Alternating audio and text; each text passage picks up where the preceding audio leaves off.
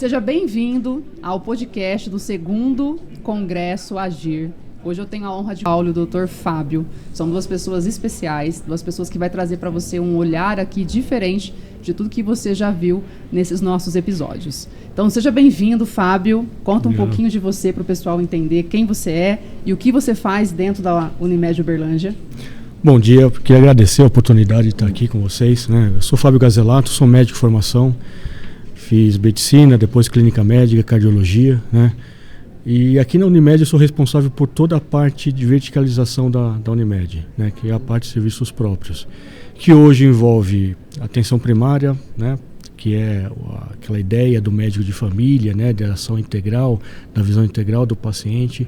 A atenção secundária, que está articulada com a atenção primária, né, visando aí mais uma expertise, mais a visão do especialista. O ambulatório e o centro de reabilitação infantil, que é a Clínica Mar. A nossa oncologia, o home care e a medicina preventiva, né? Estava esquecendo da saúde ocupacional também, né? Então, é um grande prazer estar aqui com vocês, né? Para falar um pouco aí da ideia da governança e fico à disposição de todos. Obrigada, Fábio. Dr. Paulo. Bom dia. Também queria agradecer, né, falar da nossa satisfação de estar participando desse momento. Talvez a minha história precisa começar pelo tempo de vida de cooperativismo, né? Tem mais de 30 anos eu estou no sistema Unimed. Eu tenho a satisfação de ter participado de todo esse movimento que ocorreu na Unimed. Antes e depois da governança, né? Eu já havia sido diretor, depois no primeiro movimento da governança corporativa fui conselheiro e agora voltei a ser diretor. Então esse trajeto dá uma certa tranquilidade para a gente perceber o quanto que a Unimed cresceu nesse momento, né?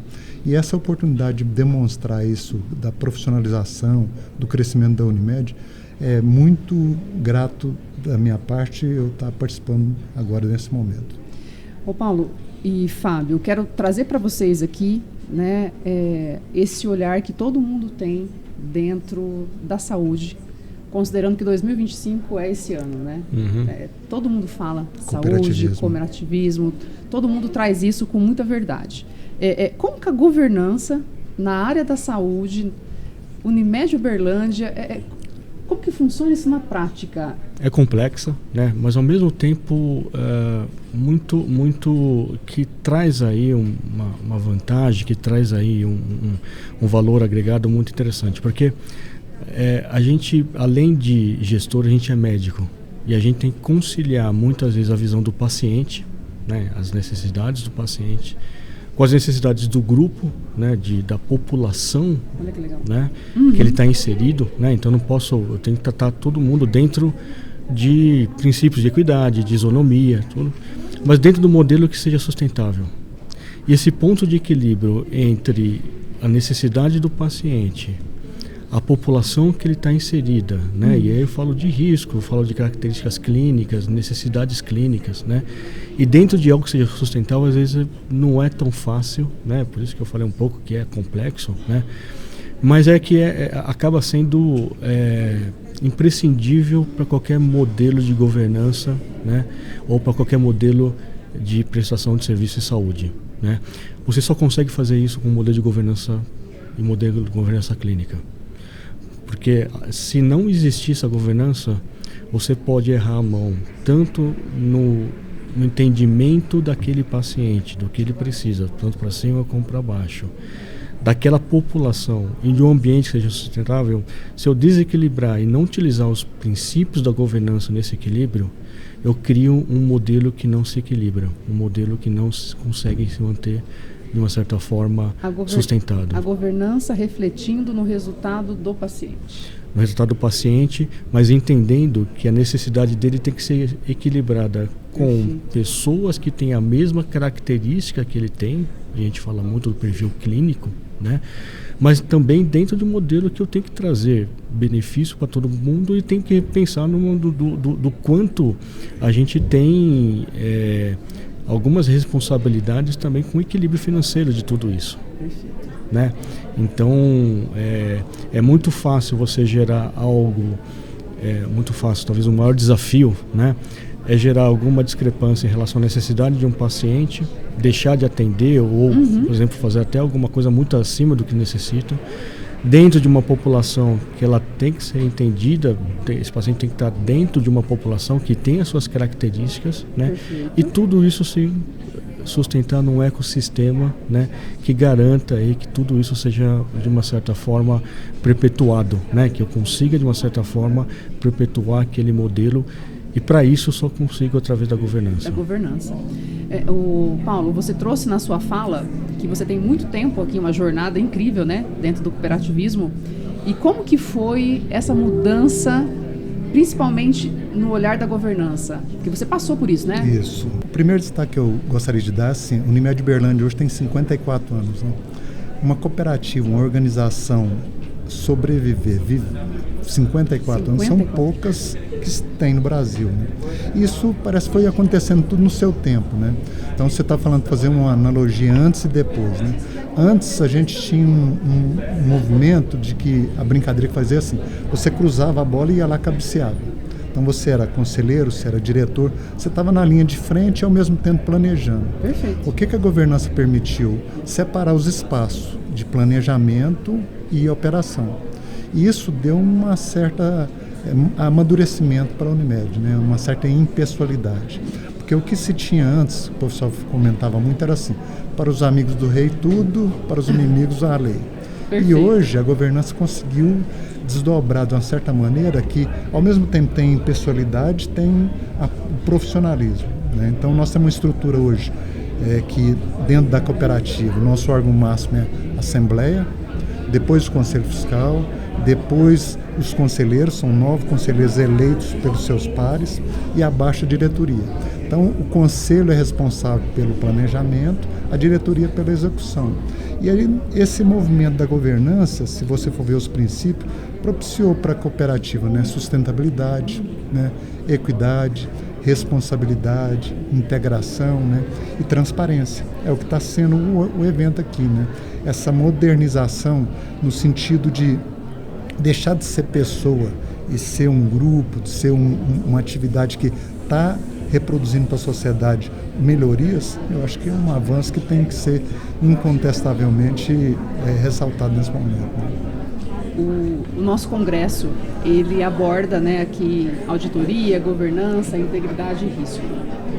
Temos vários profissionais aqui, né, que esperam que isso realmente seja colocado em prática, seja vivido e que vocês sejam realmente formadores de opinião em tudo isso. Como que vocês veem esse congresso daqui a um ano? Como que vocês entendem que isso acontece na prática? E como vocês podem levar isso para outros lugares, tendo a Unimed Uberlândia como referência? Eu acho que tudo é uma ideia que não é que ela vai melhorando, ela vai ficando clara, né? As pessoas começam a entender, talvez, o quanto isso daí, o assunto governança, está diretamente relacionado com tudo que ela faz. Então a governança não acontece em um lugar específico, ela acontece na empresa inteira. E ela, de uma certa forma, depende muito das atitudes das pessoas. Então sem a governança, sem pessoas não existe governança. E eu acho que esse aprofundamento, esse entendimento que a governança está na cabeça, nas atitudes, na liderança, começa a ficar cada vez mais sedimentado, né? Muitas vezes não adianta falar uma primeira vez, eu tenho que falar a primeira vez, falar a segunda vez, né? Até que a pessoa entenda que, opa, isso daí é meu dia a dia, eu estou dentro desse processo, né? Então muitas vezes é importante, é um assunto que venha cada vez mais para uma realidade individual, né? Entrando talvez nas entranhas, né, de como isso daí afeta diretamente o trabalho do dia a dia e a pessoa se sentindo cada vez mais um ente dentro de um processo que é um processo sistêmico, né? Sem essa pessoa não existe governança. Então cada vez mais eu acho que a gente entra hoje, por exemplo, a gente consegue entender a aplicabilidade da governança no dia a dia, Mas essa aplicabilidade, esse entendimento, muitas vezes, é de um assunto que já foi conversado no ano passado. Não que o assunto de hoje é melhor que o ano passado. É que a pessoa vai, de uma certa forma, entendendo e vai se sentindo parte desse processo, né? Então, eu acho que isso é um assunto que não se esgota. Cada vez mais vai ter esse tipo de discussão. Mas eu acho que a inserção de cada um é uma coisa que vai acontecendo com o tempo e através das palestras, através dos convidados diferentes, né, falando de assuntos, né, que de uma certa forma vêm de formas, de caminhos, mas chegam no mesmo lugar, chegam no mesmo ponto aí de chegada, que é a própria governança. E para você, Paulo? O primeiro destaque é que nós, na Unimed de Uberlândia, temos a vantagem em relação às outras cooperativas, que nós fomos pioneiros a implantar a governança de maneira integral, né? Ela é hoje exemplo. E nós temos também que ter o reconhecimento e a humildade de perceber que nós temos ainda numa fase bem adolescente. Nós estamos indo para o 7º ano da governança, então foram 2 mandatos de 3 anos, nós estamos no 3º mandato no 1º ano. Isso tudo implica em crescimento, em aprendizado, em desenvolvimento, né? Mas o que eu acho que a governança propiciou? Antes nós tínhamos uma cooperativa muito reativa, né? Eu reconhecia que tinha um infartado quando ele estava na UTI, um hipertenso. Hoje a cooperativa evoluiu de uma certa maneira que a gente já começa a ter uma identificação da população que nós somos responsáveis por atender. Que é isso? Então, hoje nós temos, por exemplo, 5 linhas de cuidado. Então vamos dar um exemplo, além de cuidar do idoso, nós temos cadastrado os idosos da nossa carteira e classificamos esses idosos. Então eu tenho o idoso frágil, o risco de fragilização e o robusto. Cada um dessas populações tem um tipo de atendimento diferenciado. Então eu começo a ter o princípio que a gente fala da equidade, né? Não é porque é idoso que eu preciso ir todo semestre no geriátrico. O idoso frágil precisa ter mais vezes. Então essa identificação da população, esse amadurecimento da cooperativa propiciou, eu acho que uma maior aproximação da população, da sociedade, né? Então hoje você vê que nós somos um grande grupo, né? Além da Unimed nós temos a Hold, né? E tem o Instituto Unimed. Isso abraça a sociedade de uma maneira muito mais acolhedora, né? Nós temos, além do cuidado com a saúde, temos cuidado também com a comunidade. Nós falamos aqui nos bastidores, né, que nós queríamos deixar aqui muito claro para os nossos telespectadores o propósito, né, que é ajudar pessoas, cuidar do paciente. Então eu quero que vocês deixem aqui uma mensagem, tá? Eu acho que para tanto a minha área quanto o Paulo, né, que a gente está no dia a dia, na frente, né, como a gente tinha falado, no front, né, para trabalhar a gente tem que gostar de gente, tem que gostar de pessoa, né? Então não adianta ser profissional de saúde e não gostar de pessoa, porque senão ela vai se perder no próprio propósito, porque é o propósito gostar de pessoas, é o propósito da profissão de saúde ajudar as pessoas. Se a pessoa entende que pode ter alguma outra coisa, mas se isso daí não está dentro do propósito, não está dentro da premissa, né, essa pessoa pode se perder no propósito e aí as coisas começam a ficar meio confusas. Para mim, eu acho que é importante destacar que um dos movimentos que a governança propiciou para a cooperativa é a responsabilização com a sociedade, né? E talvez nesse intercâmbio com a sociedade, nosso maior desafio vai ser definir com a população a responsabilidade de cada um, né? Eu acho que só nós vamos ter equilíbrio quando cada um se responsabilizar por ele mesmo, né? O autocuidado, por exemplo. Porque não adianta eu ter meu médico, eu ter meu exame, eu ter meu hospital, se eu não estou me cuidando, né? Acho que é fundamental a gente deixar essa mensagem final assim, né? A sociedade perceber que o movimento que a Unimed Uberlândia está realizando é muito nisso, né? De integrar com a sociedade, de trazer uma mensagem que ela possa entender por que nós estamos aqui, né? Não só animado, nós como ser humano, né? E aí eu acho que a gente está interligado, né? Não é uma cooperativa e eu aqui, né? Eu tenho que estar sabendo o que está acontecendo dentro da cooperativa, quais os valores, quais são os princípios, onde nós queremos chegar junto. Acho que é muito isso. No LinkedIn. Para a gente encerrar, uma palavra do nosso congresso de hoje. Aprendizado. Aprendizado. E a sua, Fábio? Eu acho que além do aprendizado, que realmente é Eu acho que a palavra accountability, né?